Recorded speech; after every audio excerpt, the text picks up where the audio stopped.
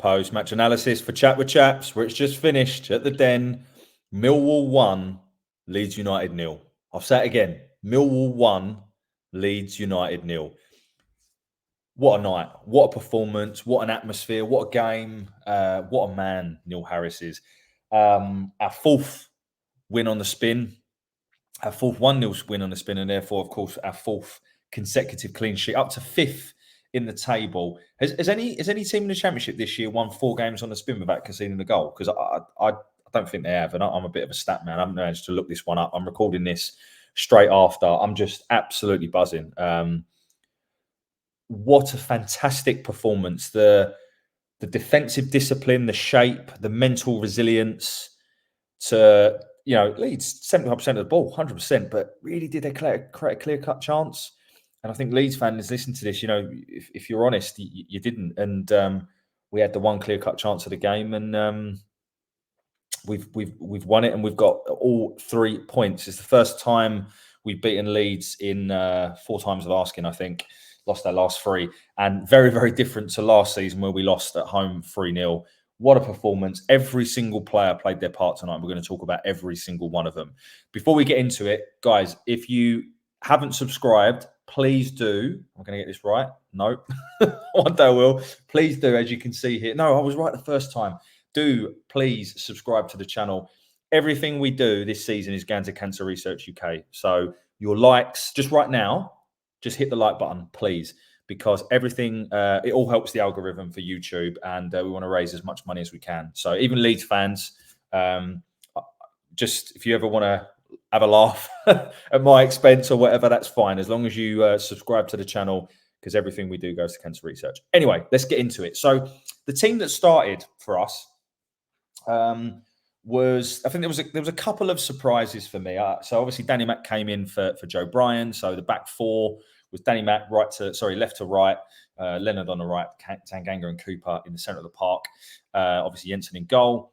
The real sort of first surprise was in the middle of the park, where Casper De Norre wasn't playing and Ryan Wintle started.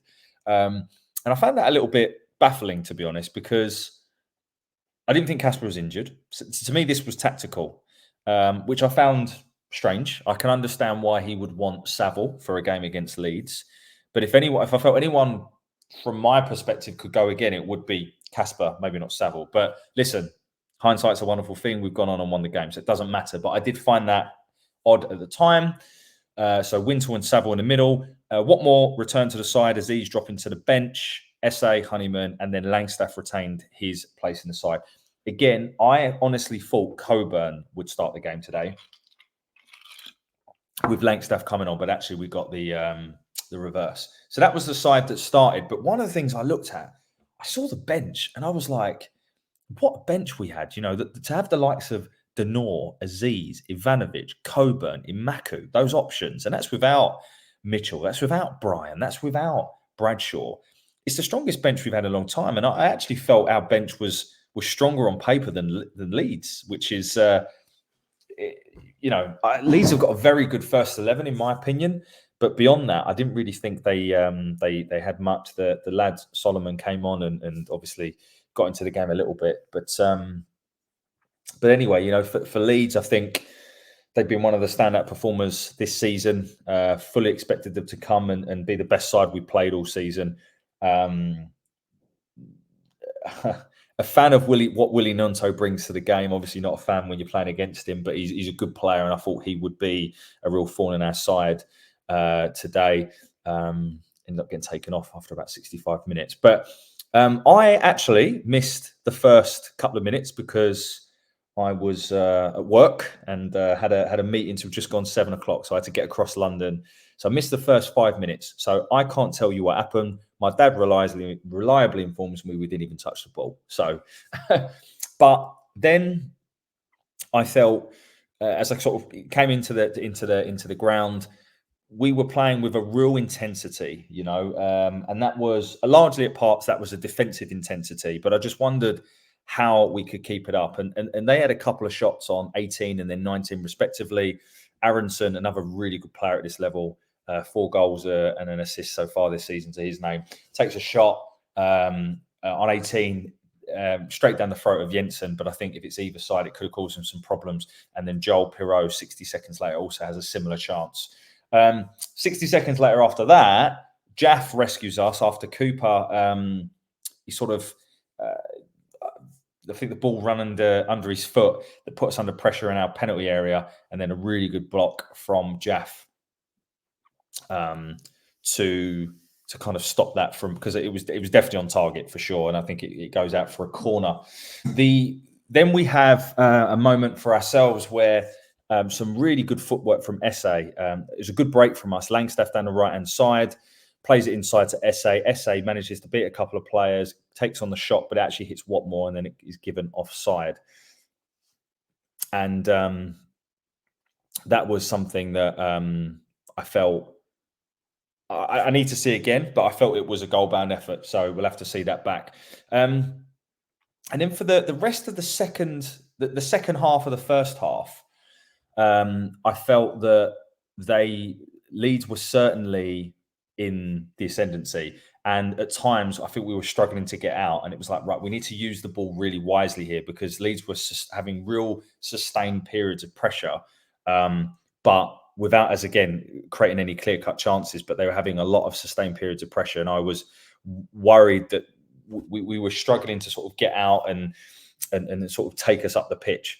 But of course, all of that changes on the 40th minute when we do go 1-0 up. And for those of you who listened to the preview match when I interviewed my mate Mike, who's a Leeds fan, he talked to us about their vulnerability at set pieces, and this was exactly it. So we win a set piece, and we won a lot of free kicks tonight. I actually felt, and Harris is good at this. You know, he's good at when you haven't got the ball a lot, free kicks enable you to get you up the pitch and also give you a break and give you a breather. And we've got a lot of players that are good at winning free kicks. And I actually felt the referee was overall pretty fair tonight. I think maybe Leeds fans might have a slightly different point of view, but from my perspective, I thought he was one of the better referees we've had down the Den.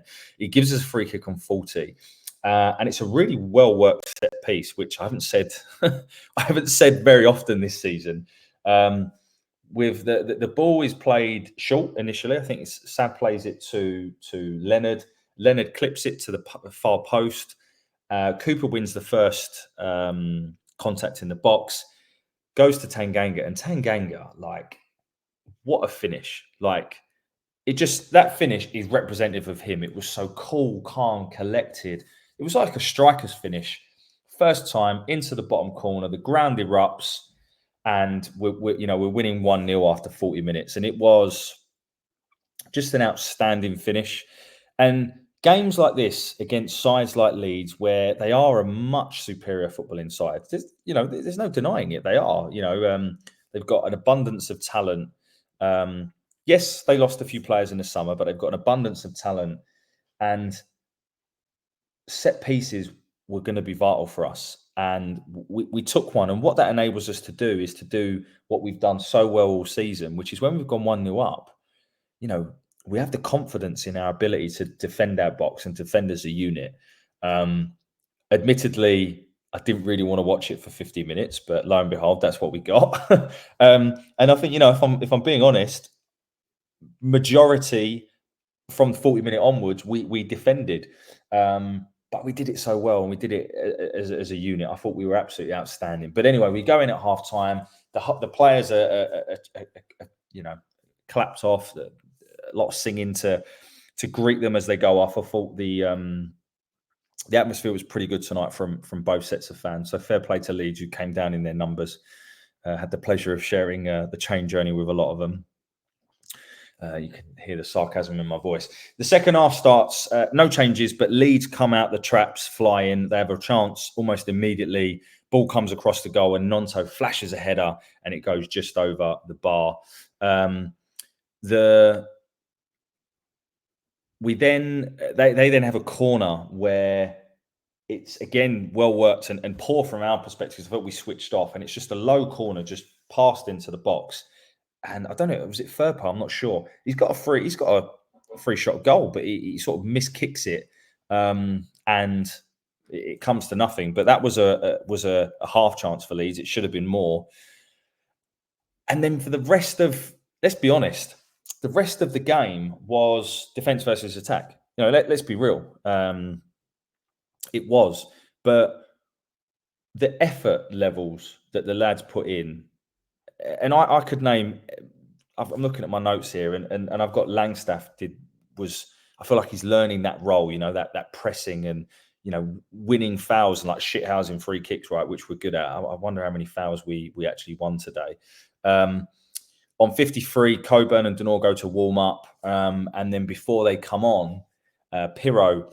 It has the ball in the back of the net, but the linesman has his flag up, tapped home from close range. I haven't seen it back, but speaking to a few people after the game, they thought it was tight, but it was just offside. So again, I haven't seen it back, but that was pretty much the clearest chance they created. They didn't actually create many more opportunities. There was a lot of long shots where we're fairly comfortable for Jensen. Again, I don't think Jensen's had to make a really good save today. I think everything's been fairly routine. On 60 minutes, we do make some substitutions. We kind of go to this sort of 4-3-3 with Honeyman on the left and Esse on the right initially. So Wintle stays on the pitch. Denor comes on. Coburn comes on. It's Langstaff and Watmore that come off. And by the way, I just want to say this. Coburn, we have to go out and try and sign him. For me, he is a complete striker, and he is. I'm telling you, if we can sign him, he is Millwall's number 9 for a long time to come. And imagine a world where you've got him and Ivanovic competing for the shirt. Ivanovic is fantastic. 19, still playing. He's still learning. I think Coburn is still in that. At times like today, there was a couple of times where he made the wrong decision. On 76, he was kind of in, but he made the wrong decision. He could have played someone in, but he didn't. And it came to nothing. Unfortunately, he held onto the ball too long. But, even that moment on 71 where we're struggling to get out, and he gets the ball. I think he beats about 3 or 4 players before then beating someone for pace. And then just unfortunately, unlucky with a pass. I think it was to Ryan Wintle, just didn't have enough on it. But Josh Coburn, for me, has got a bit of everything. His work rate is fantastic. He can hold the ball up. He's strong. He's quite quick. He's got a bit of everything. And listen, if we are still in and around the top 10 in January, why can't we get in the playoffs? I'm yet to see a team that I'm really impressed by them. Seriously, I haven't. And in theory, we played 2 of the best sides in the league. We've got Sunderland up on the 23rd of November, which will give us a numbers test. But bring them on, right? The way we're playing at the moment is just brilliant. We need to enjoy this. We really do. Anyway, going back to the game, they then bring some more subs on. They bring on Patrick Bamford and Matteo Joseph, Willy Nonto. This is where he goes off. At this point, they've already also brought on Solomon, who's on loan from Tottenham. And Solomon had a little bit of joy down the right-hand side. Ryan Leonard is much better against players like Nonto that want to go outside and try and beat him for pace. And then Leonard's like, I don't think so. I'm a lot quicker than you think I am. But when players opt to go inside like Solomon did, they have a little bit of joy. But again, it didn't really come to anything. I noted a moment down here on 85th minute where we win a free kick after just again, some effort just from the amount of pressing and defensive discipline. And it really lifted the crowd on 85 because I think there was a little bit of nervous energy in the sort of 70-minute mark onwards. But on 85, we win the free kick. The crowd's lifted. And what I loved is we got this free kick and we still sent Cooper and Tanganga forward. And if I'm not mistaken, this might be when we hit the post. By this point, Aziz is on as well. We hit the post. I think it would have been an own goal if it had gone in off Firpo. But, that was probably the clearest chance in the second half, really, other than obviously the offside goal. On 91, Coburn has the chance to play us in, but doesn't and takes it to the flag. Obviously now, and we can say that was the right decision. But at the time, I was like, what are you doing? 93 minute, they win a corner and Melier comes up and it comes to nothing and we see the game out. not before some altercation with Danny Mack, and Danny Mack goes down holding his face. So I don't know what happened there. Maybe someone can clear that up for us in the comments. But look, just honestly, what a performance from each and every single player. Every single player brings something different to this side. Seriously, every single player brings something different. You know, if it's not Ryan Leonard for his ability one-on-one, if it's not Jake Cooper for winning, God, how many first contacts did he win in today? Javid Tanganga, the cool, calm, collected presence that he brings. You know, Danny McNamara filling in a position that's not his and doing a fantastic job against a £20 million winger in Daniel James. Not that I think he should be a £20 million winger. George Saville, who, in my opinion, is our leader on the pitch. You know, he's the one that, you know, has got that intellect on the pitch to win the free kicks and know when to slow the game down. And, you know, that fight, I think he's our leader out there. Ryan Wintle, the yards that lad put in today, he's on loan from Cardiff, right?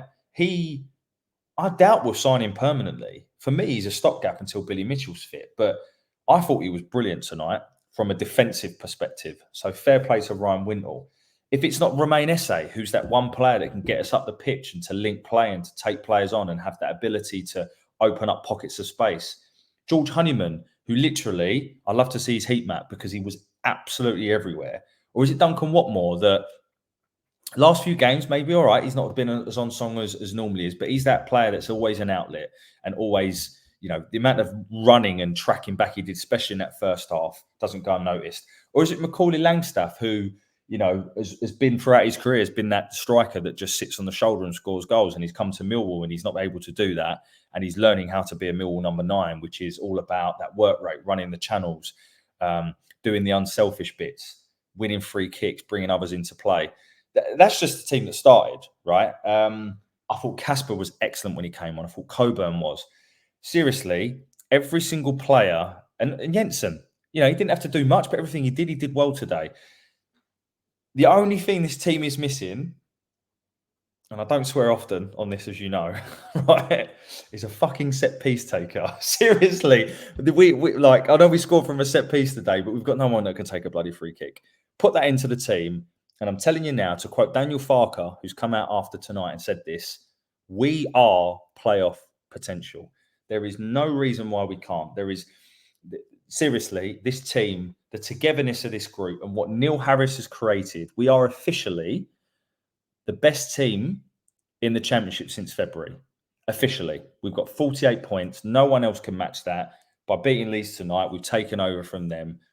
And that guy, honestly, I'm a Neil Harris fan. You know I am. I've said it many, many times. But what a job he is doing. He has got players. And I remember interviewing Paul Ifill, right? And he talked about Neil Warnock, where he said, I quote, Neil wasn't the best. And this was about Neil Harris. Sorry, this was about Neil Warnock, not Neil Harris. Paul Ifill said, Neil wasn't the best tactician, but it didn't matter because he would have players so rolled up, they would run for a brick wall for him. They wouldn't know how to play around the wall, but they would run for a brick wall for him. And listen, I'm not discrediting Harris's tactical prowess because I want to talk about that. But it is clear that every single player that puts on that shirt is giving everything.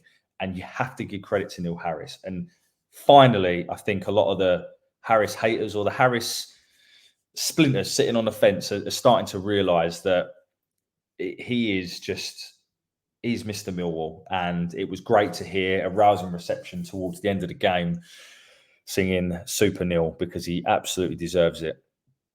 Another thing I want to touch on with Neil Harris is the man management of some individual players. Can we name a player that's gone backwards under Neil Harris? Because when I look at, I'm just going to name a few, right, off the top of my head. Ryan Leonard, converted him to a right back in a back four, which I don't really think he played consistently. Won Player of the Year last year, and also means he's been playing consistently because he used to play 9 games and used to come out of the team because he got injured. He's improved. Danny Mack, he has enabled him to now play at a left back. He's not going to be happy. He's not playing minutes, but he's when he comes on, he's really, really good. He's made himself. I think he's improved him as a left back because I think he's not so bad going forwards now.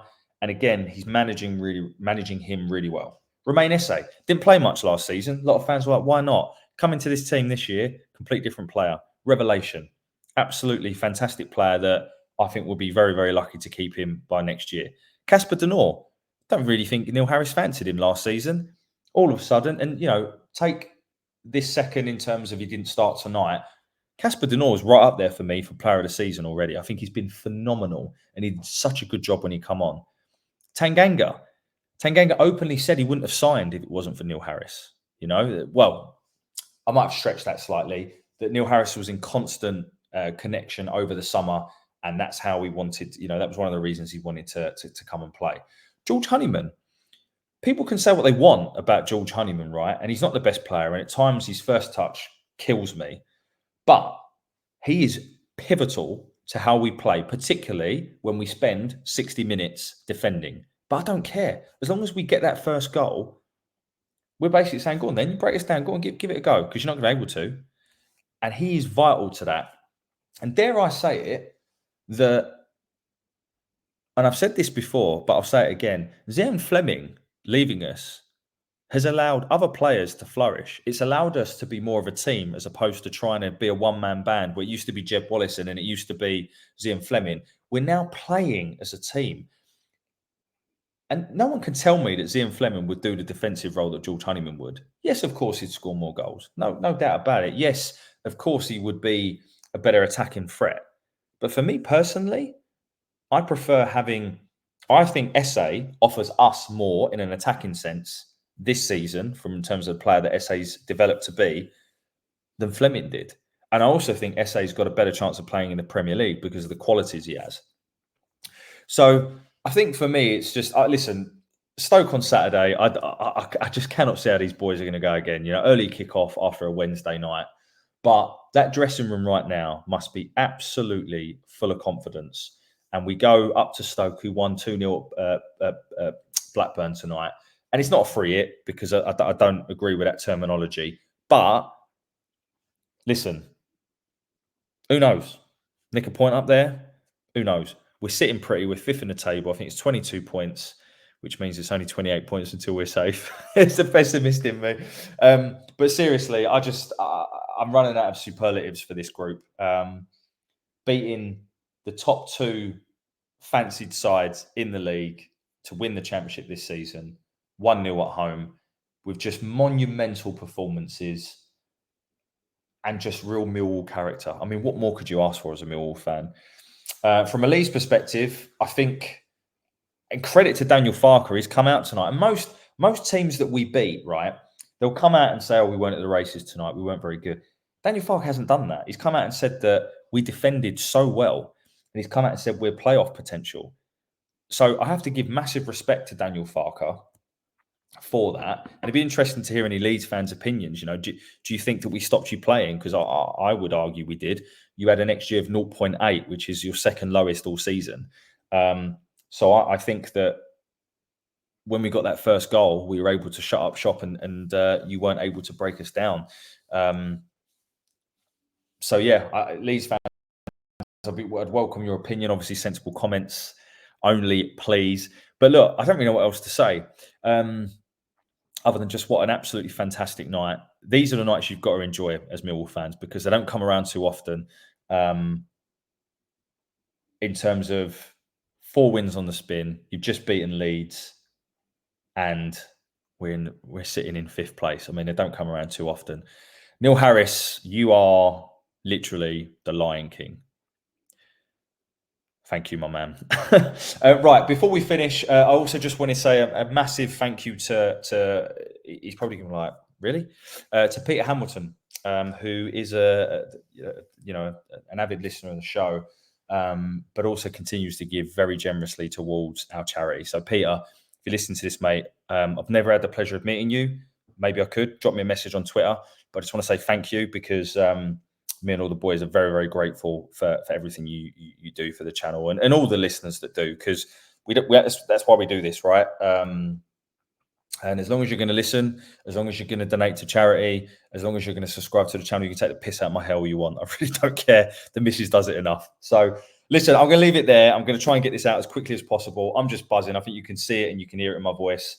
Thank you again to everyone that listens to this. Enjoy these moments. Let's roll on Saturday away at Stoke. Have a good rest of your week. Bye for now.